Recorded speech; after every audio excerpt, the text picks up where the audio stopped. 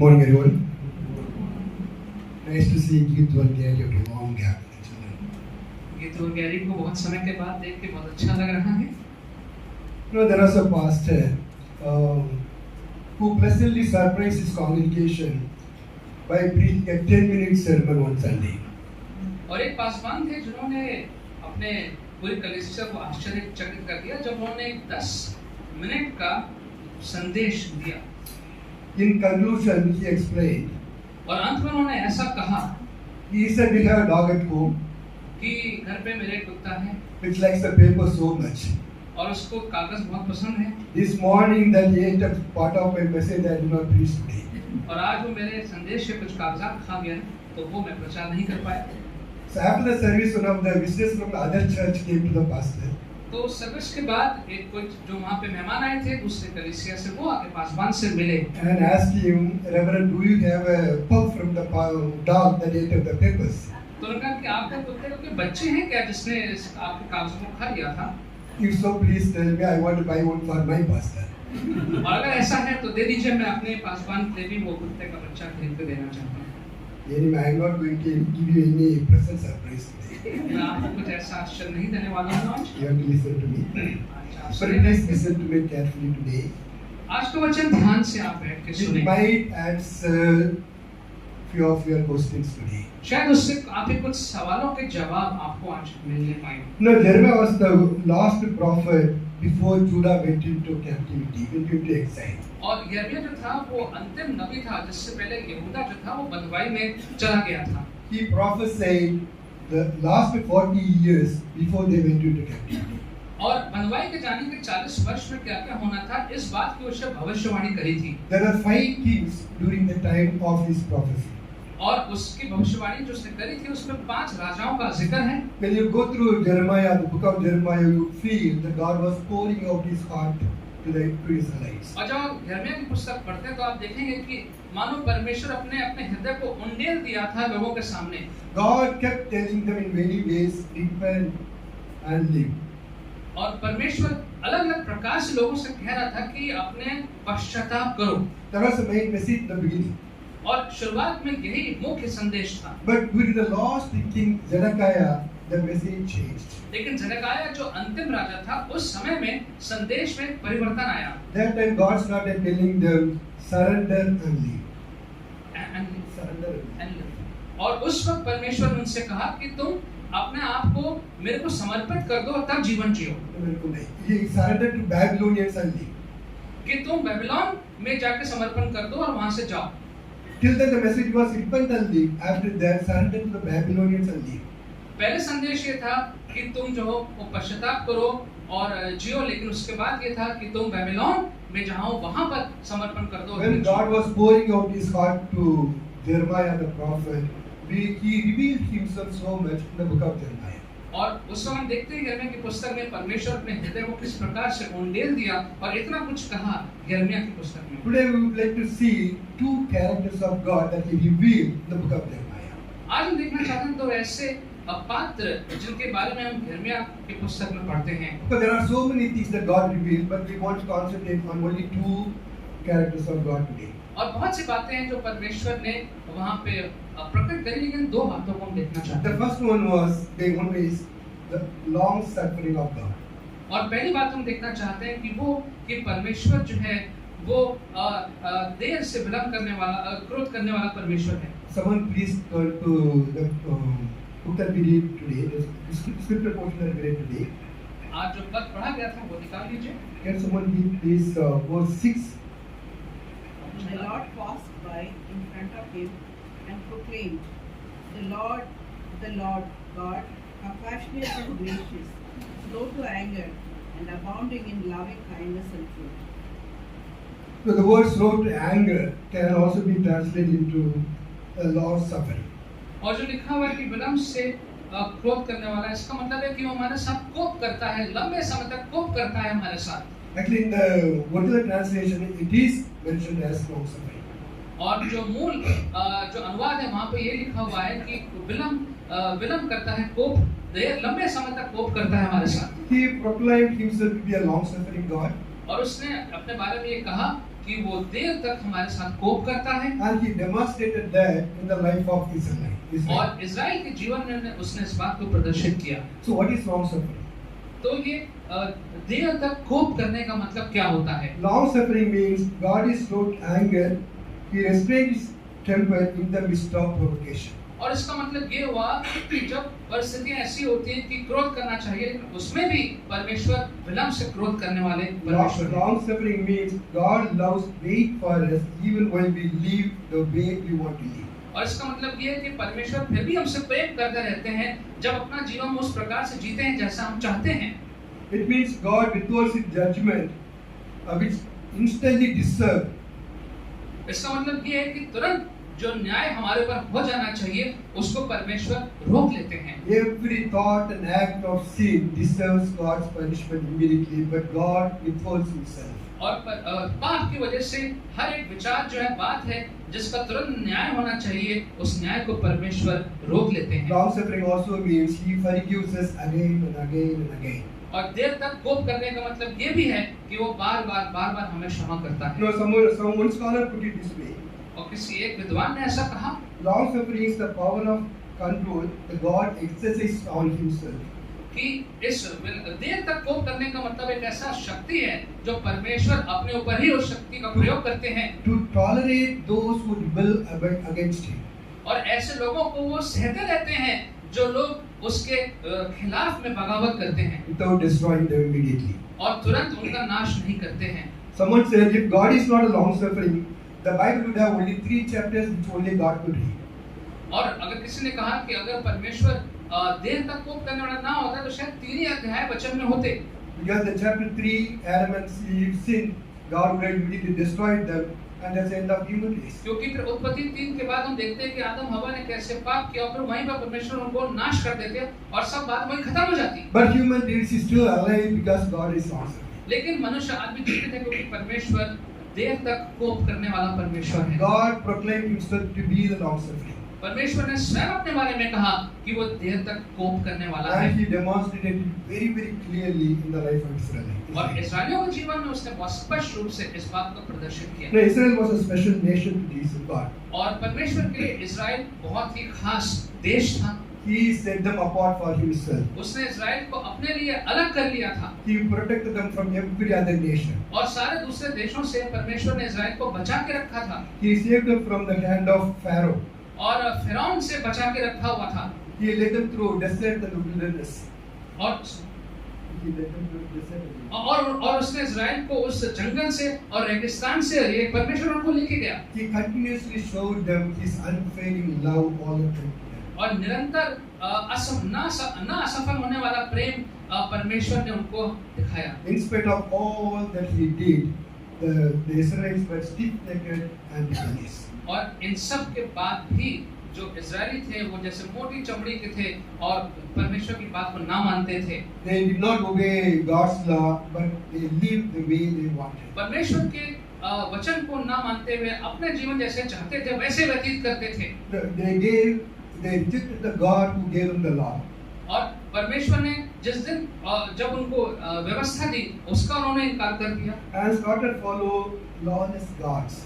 और बगैर किसी नियम कानून के व्यवस्था के ऐसे देवी देवताओं की अनुसरण करने लगे That would not have any control over their lives. और जिनका अपने ऊपर खुद के जीवन पर कोई नियंत्रण नहीं था। You know, even today that's what's happening. और आज भी ऐसे ही होता है। People want God who would not have any more control over their moral life. और लोग ऐसे ईश्वर को चाहते हैं जो उनके नैतिक जीवन पे जिसका कोई नियंत्रण ना They हो। want to feel so spiritual. वो चाहते हैं, लोग चाहते हैं कि हम इतना आत्मिक अंदर से महसूस करें, But they do not want that God to touch their moral life. लेकिन वो नहीं चाहते कि ईश्वर की शक्ति जो है वो उनके नैतिक जीवन को छुए। They are looking for those kind of gods who will not have any control over their life. वो ऐसे ईश्वरों को ढूंढते हैं जो उनके व्यक्तिगत जीवन में कोई हस्तक्षेप ना करने पाए। That is why the God of the Bible is not their favorite of many people. और इसलिए जो वचन का परमेश्वर है वो कई लोगों का पसंदीदा परमेश्वर नहीं है। They do not want, because God of the Bible says do that, do not do that. क्योंकि जो परमेश्वर वचन का है वो हमेशा कहता रहता है कि क्या करना है क्या नहीं करना है, They reject it. और वो उसको इनकार कर देते हैं। Ultimately, they come under His judgment because He is the Creator God. और अंत में वो इस कारण से उसके न्याय में आ जाते हैं। You know, the main complaint of God about the Israelites were, और जो मुख्य शिकायत परमेश्वर के इजरायलियों के प्रति थी वो ये थी। someone read please Jeremiah chapter 2 verse 13. Jeremiah chapter 2 verse 13. Only chapter 2 verse 13. My people have committed two sins.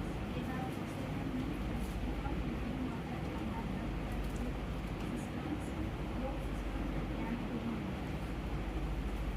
Someone read Hindi please. क्योंकि मेरी प्रजा ने दो बुराइयां की हैं, उन्होंने मुझे बहते जल के सोते को त्याग किया और उन्होंने और बना लिए, वरन ऐसे और जो टूट गए और जिसमें जल गए। The main complaint was Israel was they left him, the true God, and followed other gods, though non-existing gods. और जो मुख्य शिकायत थी वो ये थी कि सच्चे परमेश्वर को छोड़ करके ऐसे ईश्वरों के पीछे होने लगे जो जिनका कोई अस्तित्व ही नहीं था। They forgot him who was a living water, और जो जीवन का स्रोत था उसको भूल गए, which can satisfy their soul, जो उनके आत्मा को तृप्त कर सकता था उसको भूल गए, but try to satisfy their soul with gods that are not gods at all. लेकिन ऐसे ईश्वरों से अपने आप को तृप्त करना चाह रहे थे जो ईश्वर थे ही नहीं। The Bible says that their gods were like broken cisterns. और कह रहे हैं कि वो तो ऐसे थे जैसे कि गड्ढों के समान ऐसे परमेश्वर ईश्वर थे, Just useless cistern, useless vessel. और बगैर किसी कार्य के प्रयोग के उपयोग के ऐसे ईश्वर थे। That was God's main complaint against the Israelites. इस्राएलियों के प्रति परमेश्वर की ये मुख्य शिकायत But थी। it started long back. लेकिन ये बहुत पुरानी बात नहीं है। It started from the book of Judges. ये बात पुरानी है जो कि न्यायों की पुस्तक से ये बात शुरू हो गई थी। Now last time also we saw, it says a new generation came up which neither know God nor his actions. और पिछली बार देखा था हमने कि एक नया जो है वो वंश आ गया है जो ना ही परमेश्वर को जानता है उसकी बातों को सोचता समझता Because the है, parent did not teach their children. क्योंकि माँ बाप ने बच्चों को नहीं सिखाया, So they did not know the true God. इसलिए वो सच्चे परमेश्वर को जानते ही नहीं है। They did evil in the eyes of the Lord. परमेश्वर की दृष्टि में उन्होंने गलत किया They served all the other gods. और दूसरे देवी देवताओं की सेवा करने They लगे। forsook the Lord, the God of their fathers, and followed and worshipped various gods. अपने बाप दादाओं के परमेश्वर को त्याग करके दूसरे देवी देवताओं के पीछे हो So गए। we could see that through the book of Judges. और न्यायों की पुस्तक में आपको निरंतर ये देखने को मिलेगा, They will go away from God, परमेश्वर से दूर चले जाएंगे, and God will strike them. परमेश्वर फिर उनको गिराएंगे Then they will repent and come back. और फिर वो पश्चाताप करके No, वापस it आएंगे। happened throughout the book of Justice. और न्यायों की पुस्तक में आपको यही देखने को That is मिलेगा। about 336 years they did that. 336 साल तक तकरीबन यही करते रहे। Then came the United Kingdom stage. उसके बाद फिर जो दूसरे जो राज्य था, जो जुड़ा हुआ साम्राज्य था, उसकी स्थापना हुई। There were 3 kings, वहाँ पे 3 राजा थे, Saul, David and Solomon. वहाँ पे सौल था, दाऊद था और सुलेमान था, Altogether ruled 40 years each. और तीनों ने 40-40 वर्ष अलग-अलग राज्य किया, So that's about 120 years. करीबन 120 वर्ष। Then the kingdom broke into 2. उसके बाद राज्य 2 में बट गया, Northern kingdom and southern kingdom. और उत्तर वाला और दक्षिण वाला। Northern kingdom existed only for 210 years. और जो उत्तर वाला था वो 210 वर्षों तक ही चल पाया। But this southern kingdom, Judah, existed for 365 years. लेकिन जो 325 years. जो जुड़ा था दक्षिण में वो 325 वर्ष तक चलता रहा। So from Judges to Jeremiah, it is about 780 years. तो न्यायों से लेकर के यिर्मयाह तक 3,780 वर्ष निकल चुके हैं। So during those 780 years, God was watching what they were doing. तो इन 780 वर्षों में परमेश्वर देख रहे थे कि ये लोग क्या करते हैं। They forsook him and started worshiping other gods. पहले वो आके दूसरे देवी देवताओं की आराधना करने लगे, They broke his yoke that he placed upon them. और जो अपना वस्त्र परमेश्वर ने दिया था उसको उन्होंने हटा दिया, They turned to other nations for help. और मदद मांगने के लिए वो दूसरे देशों की तरफ चले गए। They started worshiping idols. और मूर्तियों की पूजा करने They लगे। started doing evil in the eyes of God. परमेश्वर की दृष्टि में जो गलत था वो करने लगे They committed adultery and shed innocent blood. और व्यभिचार करने लगे और निर्दोष का खून बहाने लगे They practiced deceit. और झूठ बोलने लगे They were ungrateful and unfaithful. और वो उनका हृदय में धन्यवाद They का कोई भाव नहीं था they set up idols in the house of God. और परमेश्वर के भवन में जाके उन्होंने मूर्तियों की स्थापना कर दी They burned their children into their god Molech. और मालिक कैसे उनके देवता के सामने अपने बच्चों की उन्होंने वो जला दिया They did not respond to correction. और जब उनको सिखाया गया सही क्या है तो उसके लिए उन्होंने कुछ नहीं किया They did not listen to the message that God sent them. और जो नबी भेजे गए थे संदेश लेकर के उसकी बात भी उन्होंने नहीं मानी They had 20 kings during this 325 years. और 20 राजा इस दौरान उनके सामने आए Out of 20, only 8 kings were righteous and 12 kings were evil. और उस 20 में से 8 जो राजा थे वो धर्मी थे 12 राजा थे अधर्मी राजा थे So it says the priests ruled by their own authority. और जो याजक थे वो अपने ही अधिकार से कार्य करते थे Even the priests did not know the Lord. और जो याजक थे वो भी परमेश्वर को नहीं जानते थे They told people peace, peace when there was no peace at all. और लोगों से कह रहे थे कि शांति है जबकि शांति कहीं नहीं थी People were hypocrites and pretenders. और लोग जो थे वो ढोंगी थे And while they were doing all this, God was patiently waiting because He was long suffering. और जब लोग ये सब कर रहे थे तो परमेश्वर बहुत धीरज के साथ इंतजार कर रहे थे देख रहे थे क्योंकि वो देर तक कोप करने वाला परमेश्वर है When they were doing all this for 780 years, He suffered and waited for them. और जब ये लोग 780 वर्षों तक ये सब कर रहे थे तो परमेश्वर को स्वयं आघात लग रहा था चोट लग रही थी जब उन सब बातों को होता हुआ देख रहे थे Now He said, I thought you will call me Father, और परमेश्वर ने कहा मुझे ऐसा लगा कि तुम मुझे पिता कह के बुलाओगे but you did not call me Father. लेकिन तुमने मुझे पिता नहीं कहा You called wood and stone as your father. तुमने तो लकड़ी और पत्थरों को अपना का पिता कह के बुलाया Then He said, to whom will I speak to? तो कहा कि तुमने कहा कि मैं किससे बात करूं To whom will I give warning? किसको मैं जाकर के चेतावनी दूं Who will listen to me? कौन मेरी बात They सुनेगा have closed their ears. सबने अपनी आंखों को कानों को बंद कर लिया है The word of the Lord is offensive to them. और परमेश्वर का वचन जो उनको दिया जाता है तो वो उसको बुरा मानते हैं I consider as my children, but my words are offensive to them. मैं उनको अपना बच्चा मानता हूँ लेकिन मेरे शब्द जो है उसको वो बुरा मान You जाते know, हैं when you go through all this is all through the verses I am speaking. और ये सब जो आपको पढ़ रहा हूँ ये सब वचन से है। So when you go through all the verses, you could see God, there's so much of pain in the heart of God. जब इन सारे पदों को देखते हैं तो आप परमेश्वर के हृदय के दुख और तकलीफ को महसूस कर सकते हैं He says, I consider you as my children, but you are not even willing to listen to my words. उसने कहा कि मैंने तुम्हें अपने बच्चों की तरह देखा लेकिन तुम मेरे शब्दों को सुनना ही नहीं चाहते And you are going away from me. और तुम मुझसे दूर जा रहे हो I spoke to you again and again, मैंने तुमसे बार बार बातचीत करी but you did not listen to me. लेकिन तुमने मेरी बात नहीं सुनी I called you, but you did not answer me. मैंने तुम्हें बुलाया लेकिन तुमने मेरा उसका जवाब नहीं दिया He says, even if you find one person who is righteous, I will forgive this nation. परमेश्वर ने कहा कि अगर मुझे एक भी व्यक्ति मिल गया यहाँ पे जो धर्मी है तो मैं उसकी वजह से सबको क्षमा कर दूंगा You know, at the end he said to Jeremiah, somebody read please Jeremiah chapter 26 verse 3.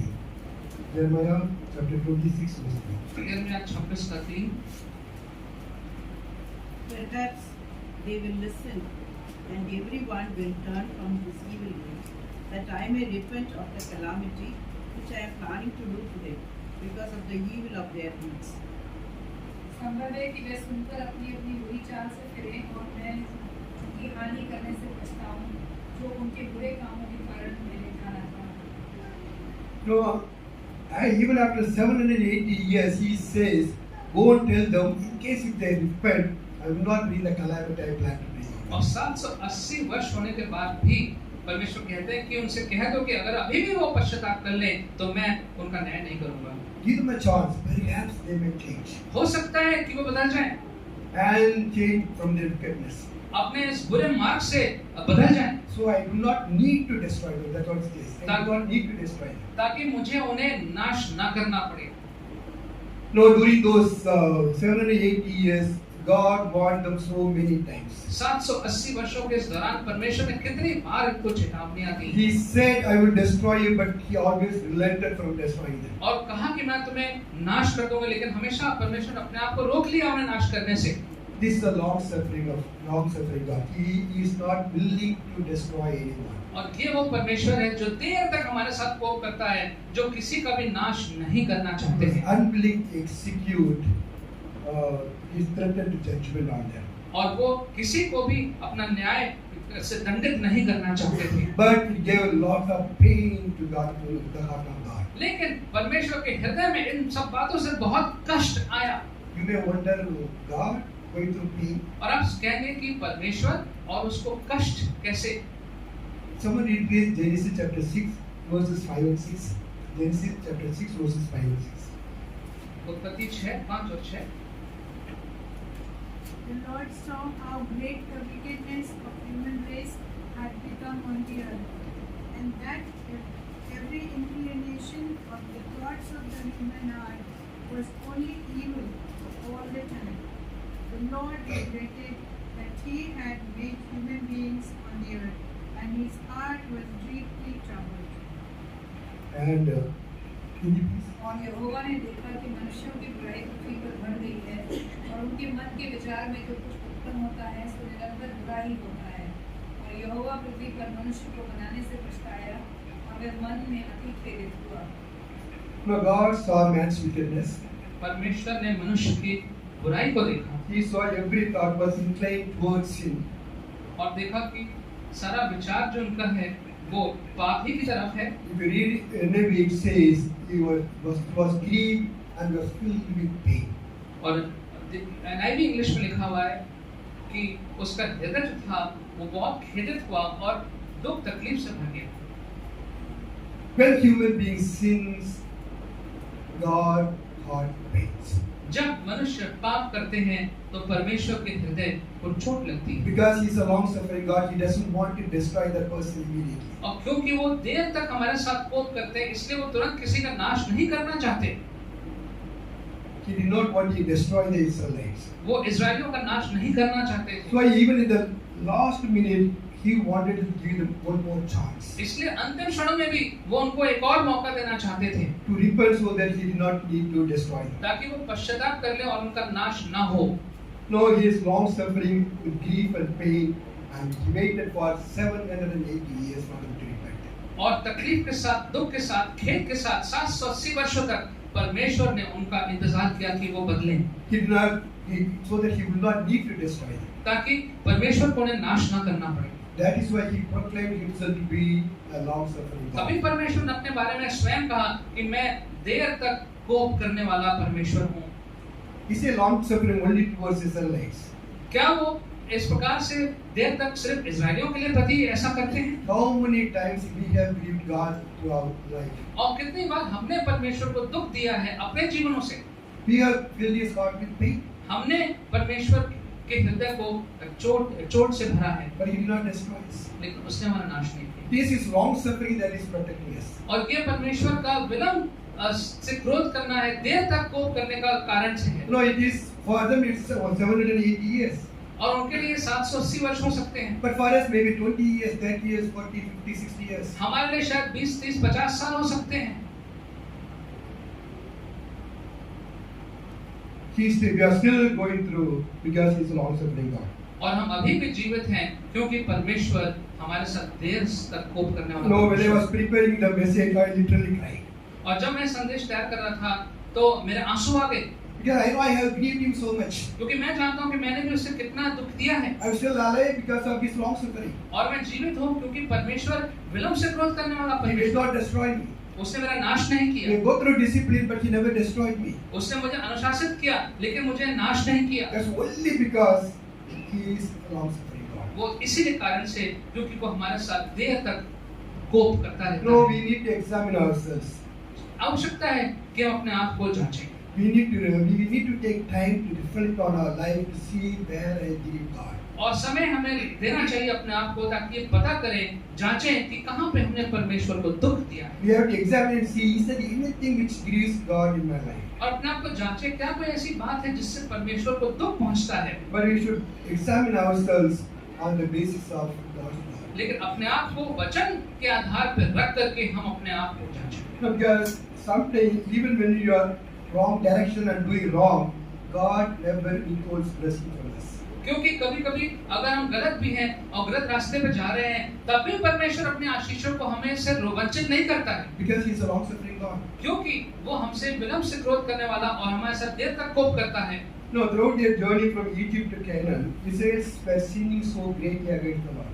और इज़राइल मिस्र से लेकर के और कनान तक जो इज़राइल के लोग थे, वो रास्ते भर अलग-अलग समय में बहुत पाप कर रहे थे। They were against God so much, they rebelled against God so much. परमेश्वर के प्रति कितना उन्होंने विश्वासघात किया, But you know, God, they never lacked anything in their life. लेकिन उन्हें अपने उस दौरान जीवन में कोई कमी नहीं हुई। After 40 years of their journey, और अपने उस यात्रा के 40 वर्षों के बाद Moses told them in Deuteronomy 2:7, you need to read Deuteronomy 2:7.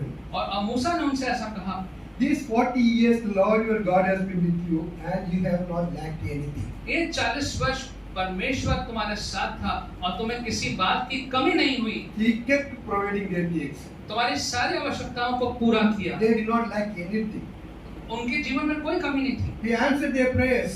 उनकी प्रार्थनाओं को उत्तर दिया। He said they said we need food. He gave them manna. अब उसने कहा, उन लोगों ने कहा हमें खाना चाहिए, परमेश्वर ने उनको मन्ना दिया।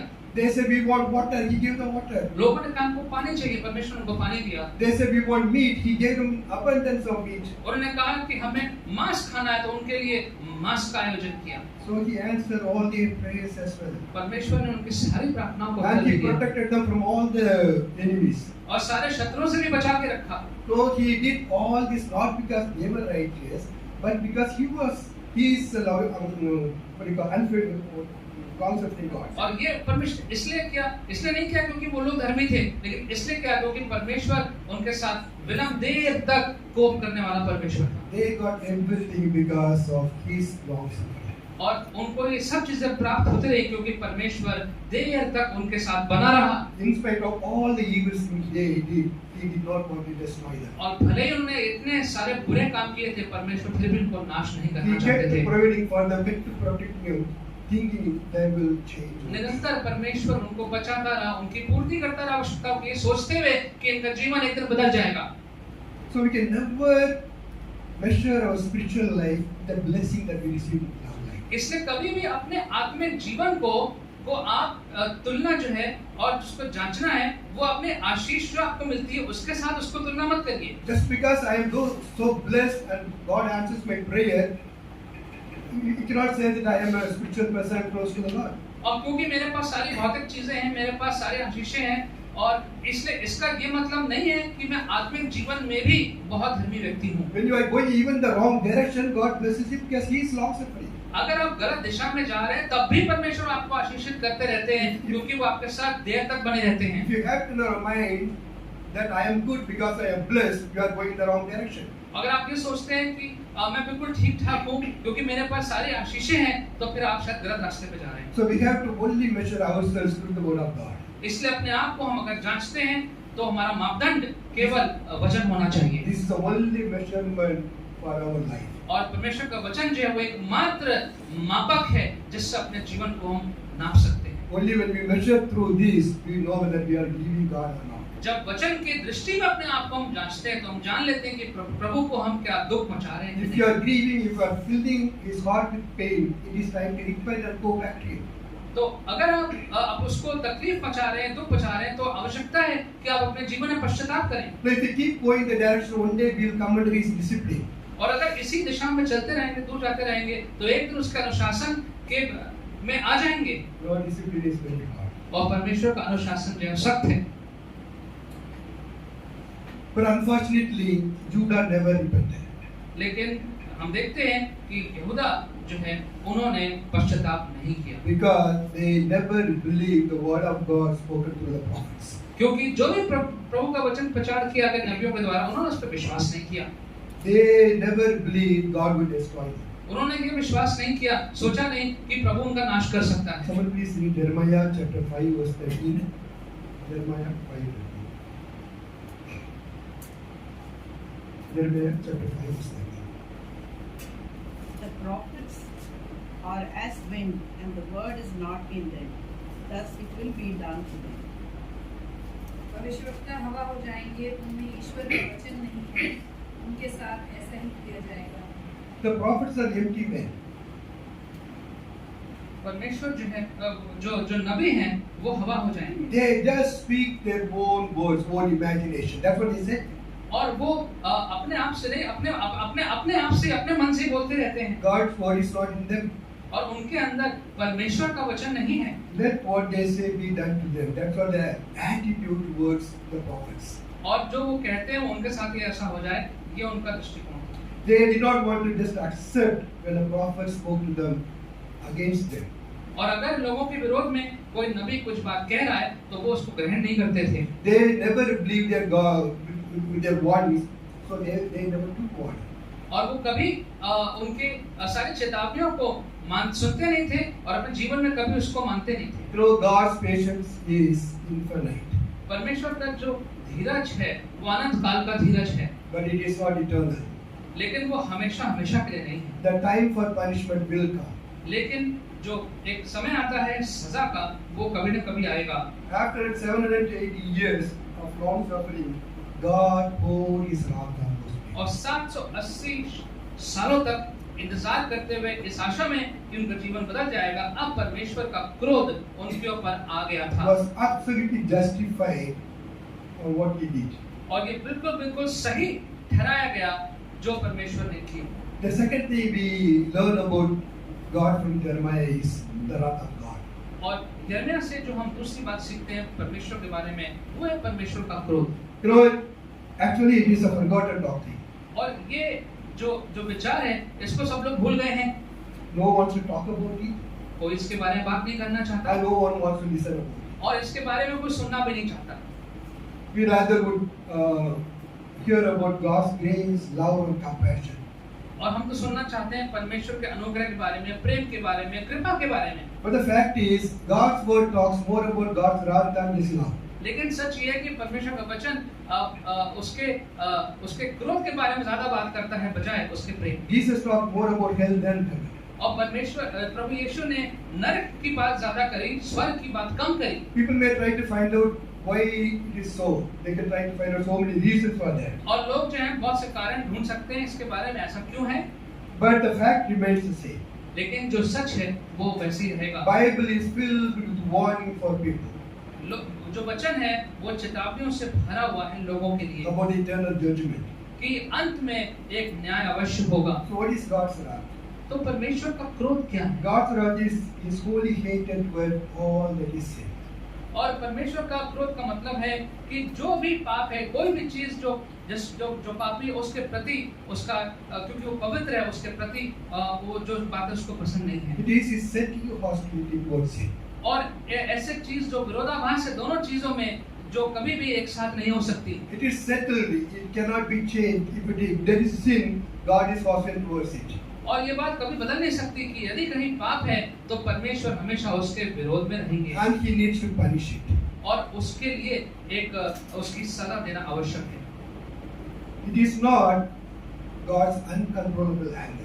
और ये ऐसा नहीं है कि अनियंत्रित क्रोध नहीं है परमेश्वर का। It is not suddenly God losing his temper. और इसका मतलब ये नहीं कि एकाएक परमेश्वर क्रोधित हो गए। No, God waited 780 years before he poured out his wrath on them. परमेश्वर ने 780 वर्षों तक इंतजार किया जिससे पहले उनका क्रोध उन लोगों पे So आया। it is not God losing his temper on people. तो इसका मतलब ये नहीं कि परमेश्वर जब तक अपना आपा खो देते हैं। He disciplined them many times. कई बार परमेश्वर ने उनको अनुशासित किया, But they never repented. They did not even want to listen to his words. लेकिन उन्होंने पश्चाताप नहीं किया, वो तो उसके शब्दों को भी सुनना नहीं चाहते थे। Ultimately, he destroyed them. और अंत में परमेश्वर ने उनका नाश किया। Except for few remnants, most of them died. और कुछ लोगों को उसमें से छोड़ करके बाकी सब जो थे वो मर गए। Died of sword, famine, and plague. कुछ युद्ध में मरे, कुछ भूखमरी से मरे, और कुछ बीमारियों से मरे। King of Babylon, Nebuchadnezzar came and laid siege to these Israel. और बेबीलोन का राजा नेबूकदनेस्सर वो आया और उसने आके यरूशलेम को पूरा कब्जा कर You know, लिया। this siege lasted for 1.5 years. और ये जो था वो 1.5 साल तक उसने पूरा कब्जा बना के रखा। Young and old, children, men and women died of starvation. और बूढ़े जवान बच्चे सब लोग जो थे वो भूखमरी से मरे। There are no wedding songs in Jerusalem. और उनके उस वक्त उस समय में कोई भी विवाह के उत्सव संगीत नहीं सुनने को मिला। No children played on the street. और कोई बच्चे जो थे वो सड़कों पे खेल नहीं रहे थे। There was only a fearful expectation of death. और सिर्फ एक यही अपेक्षा थी कि कब किसको मौत आ जाए। When Babylon broke through the wall, people died of sword. और जब बेबीलोन की दीवार टूट गई तब जो लोग थे वो वहां पे उनकी मृत्यु हुई। And if you want to know what happened during those 1.5 years, you can read the book of Lamentation. और अगर आपको जानना चाहते हैं कि उस 1.5 साल में क्या हुआ तो आप विलाप गीत की पुस्तक पढ़ सकते हैं। He explained it so detailed. और इतना गहराई से सारी बातों को बताया गया। God waited in agony for 780 years. और बहुत लोग तकलीफ में 780 वर्ष तक परमेश्वर ने लोगों का इंतजार किया। While they were filling his heart with pain. और जब परमेश्वर का हृदय जो था वो दुख से तकलीफ से भरा हुआ था। In the end, he poured out his wrath on them. और अंत में परमेश्वर ने अपना क्रोध उन पर उंडेल दिया। He was absolutely justified in what he did. और जो परमेश्वर ने किया उस बात में वो बिल्कुल सही ठहरे। Now, say God is the same. He has not changed. परमेश्वर हमारा वही परमेश्वर है जो बदलता नहीं है। Because he is immutable, he cannot change his character. क्योंकि उसका जो चरित्र है वो बदला नहीं जा सकता। He has to punish sin. और जो पाप है उसको दंडित करना आवश्यक As a है। righteous God, he cannot say to someone, "Okay, I forgive you, go." और एक क्योंकि धर्मी परमेश्वर है इसलिए वो ये नहीं कह सकता कि तुम्हारे पाप को मैं नहीं देखूंगा तुम जाओ। He has to punish sin. और उस पाप को दंडित करना आवश्यक है। He also knew we cannot tolerate the punishment God gives us. और उसको ये भी मालूम है परमेश्वर को कि जो सजा इस पाप की मिलेगी उसको हम सहन नहीं कर पाएंगे। So after his great love, he sent Jesus Christ, his only begotten Son, into this world. और इसलिए उसने अपने महान प्रेम के कारण अपने एक लौते पुत्र यीशु को हमारे लिए भेजा। And he poured all our sins on him. और अपना सारा जो पाप थे वो यीशु के ऊपर डाल दी। And he poured his wrath on Jesus. The wrath is supposed to come on him as poured on Jesus. और सारा जो क्रोध था वो जो हमारे ऊपर आना था वो प्रभु यीशु मसीह पे आया। And Jesus took our wrath on himself. और हमारे लिए जो क्रोध था वो यीशु ने अपने ऊपर Someone ले please लिया। read John chapter 3 verse 36. रोमना 3:36। John chapter 3 verse 36. He who believes in the Son has eternal life, but he who does not obey the Son will not see life, but the wrath of God abides on him. जो पुत्र पर विश्वास करता है अनंत जीवन उसका है, परंतु जो पुत्र को नहीं मानता वे जीवन को नहीं देखेगा, परंतु परमेश्वर का क्रोध उस पर है। So if you are a believer, अगर आप विश्वासी हैं, that is if you accepted Jesus as your personal savior, जिसका मतलब ये है कि आपने प्रभु यीशु को अपना व्यक्तिगत उद्धारकर्ता के रूप में ग्रहण किया, then you have escaped God's wrath. तो फिर आप परमेश्वर के उस क्रोध से बच गए। Jesus through his sacrifice turned God's wrath away from you. और यीशु ने अपने बलिदान के द्वारा प्रभु के परमेश्वर के उस क्रोध को आप से दूर कर दिया। You are under his grace and under his discipline, आप अब उसके अनुशासन और उसके अनुग्रह के अंदर, not under his wrath.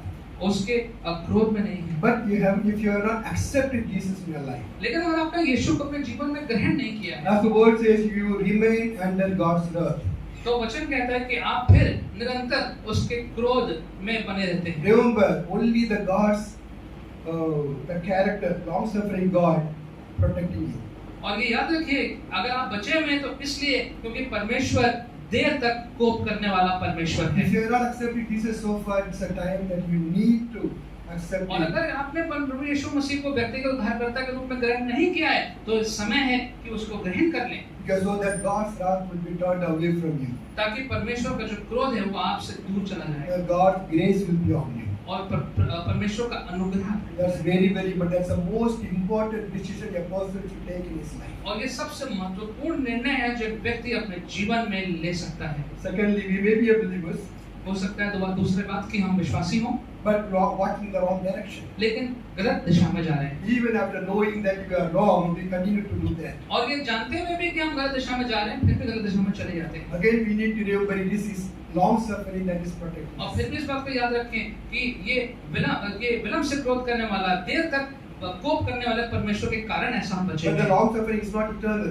लेकिन ये जो हम बचे हुए हैं, ये अनंत काल के लिए नहीं है। The day and time will come for discipline. और एक समय, एक दिन आएगा जब अनुशासन किया जाएगा। Now, God's discipline is sometimes it's very big. परमेश्वर का अनुशासन कभी-कभी बहुत तकलीफ If वाला we do होता है। not want to go through God's discipline, we have to repent. अगर परमेश्वर के अनुशासन से नहीं होकर गुजरना चाहते हैं, तो फिर पश्चाताप की We need to आवश्यकता do है। what God wants us to do. हमें वो करना है जो परमेश्वर चाहते हैं कि हम करें। So in case we know that we are going the wrong direction, it's time to go back to God. तो अगर आप जानते हैं कि आप किसी गलत रास्ते पे हैं, तो समय आ गया है कि वापस परमेश्वर के पास आ जाएं And live a life that is pleasing to Him. और वो वैसा जीवन व्यतीत करें जो परमेश्वर की दृष्टि में सही है। May the Lord bless us. परमेश्वर हमें आशीषित करे। Let's pray. आइए प्रार्थना करें।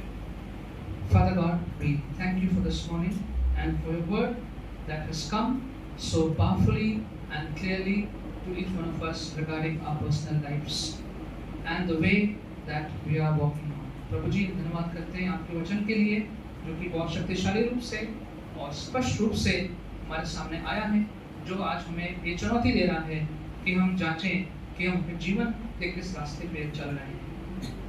Yes, Lord, we acknowledge the fact that so many times we take you for granted, and so many times we go in a direction that we know is wrong, and ignoring your love, your grace, and your precepts. प्रभु जी कितनी बार ऐसा हुआ है, हम मानते हैं कि हम गलत रास्ते पर चले जाते हैं और ये जानते हुए भी कि रास्ता गलत है, हम आपके प्रेम को, अनुग्रह को त्याग करके दूसरे रास्तों पर चले जाते हैं। Father God, help us this morning to not take any more chances with this, but to come back to you, come back to our first love, and come back and remain with our first love, our Lord Jesus. प्रभु जी होने दीजिए कि हम इन सब बातों को त्याग करके हमारा जो प्रथम प्रेम है, अपने प्रथम प्रेम यीशु के पास वापस आए और यीशु के साथ बने रहें। Help us, Lord, not to go wandering off here and there. Protect us, Lord. Protect us from our new age, modern thoughts, philosophies, things that pull us away and make us suddenly lose our way. प्रभु जी हमें बचाइए आज की आधुनिक सोच से, आधुनिक बातों से जो धीरे धीरे हमें अपनी ओर खींच के आपसे दूर लेकर चली आती है। Most of all, Lord, today if there's a need for any of us to repent, may it not be shifted to tomorrow. May it not be shifted to some other time. प्रभु जी यदि आज आवश्यकता है किसी की भी कि वो आपको ग्रहण करे, वो पश्चाताप करे, तो कल परसों पर ये बात ना टाली जाए।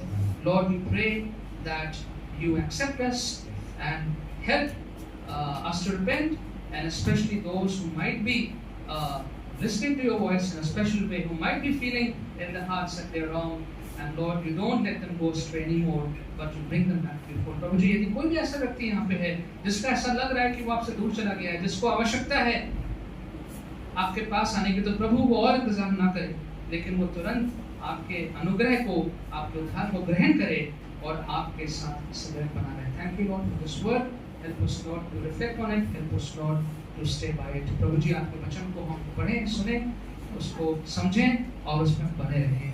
In Jesus' name. Amen.